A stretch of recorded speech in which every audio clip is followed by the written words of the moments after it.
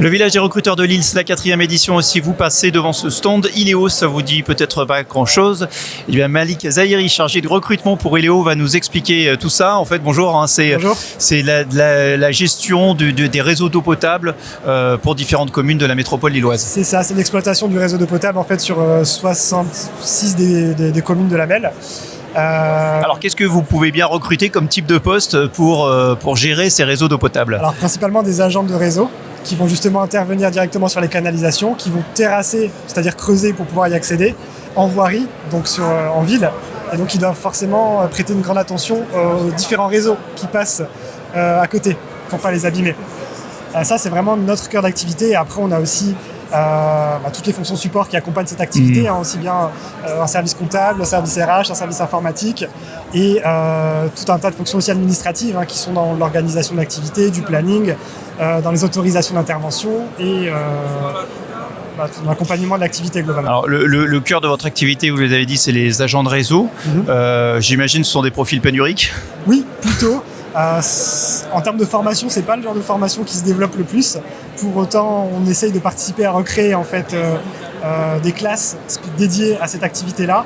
Et du coup, on essaie aussi de trouver un public qui serait intéressé par ces formations et qui va nous rejoindre pour des alternances dans ces domaines-là. Alors, quel type de public vous visez?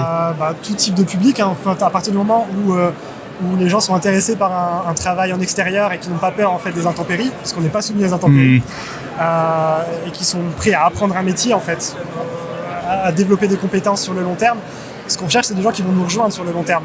Parce qu'aujourd'hui, ils rentrent agents de réseau, mais plusieurs années plus tard, ils évoluent sur d'autres fonctions en lien avec notre activité de base. Ça, c'est ce que vous mettez en avant, l'évolution interne. J'ai vu que vous communiquez aussi pas mal sur l'aspect environnemental. Oui. En fait, la toile de fond de ce contrat d'Iléo, c'est la sobriété hydrique.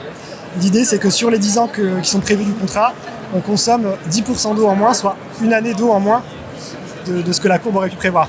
Donc c'est un grand défi. Ça passe aussi bien par la réduction des fuites et donc nos agents de réseau qui vont réparer ces fuites, mais ça passe aussi par un changement d'habitude des consommateurs, des petits consommateurs comme vous et moi et des gros consommateurs comme les industriels, les bailleurs sociaux, tous les industriels qui consomment des grosses quantités d'eau. L'autre défi, pour revenir au cœur du sujet ici au village des recruteurs de Lille, c'est de trouver des candidats. J'imagine qu'on ne vient pas sur un forum de l'emploi en disant je veux être agent de réseau d'eau potable.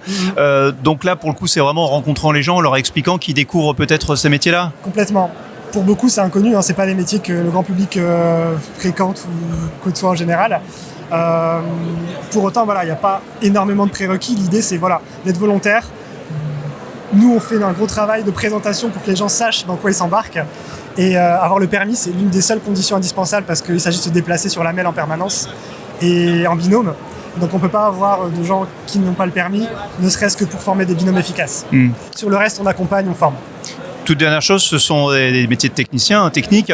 Ce que vous mettez en avant, vous l'avez évoqué, c'est aussi peut-être ce sont des métiers techniques, mais qui peuvent avoir du sens en allant vers ce que vous appelez la sobriété hydrique. Oui, de par la réduction de fuite et aussi en fait sur toutes nos activités, de tous nos services, ce qu'on recherche, c'est des gens qui vont s'impliquer un minimum dans justement cet impact écologique de nos activités. C'est une bêtise, mais dans les bureaux, on a d'autres problématiques qui sont peut-être liées à la consommation de papier, à la consommation d'encre, à la consommation d'électricité, mais qui sont impactantes au niveau écologique. Donc on met aussi un accent là-dessus. Merci beaucoup et bonne journée au Avec village des plaisir. recruteurs de Lille.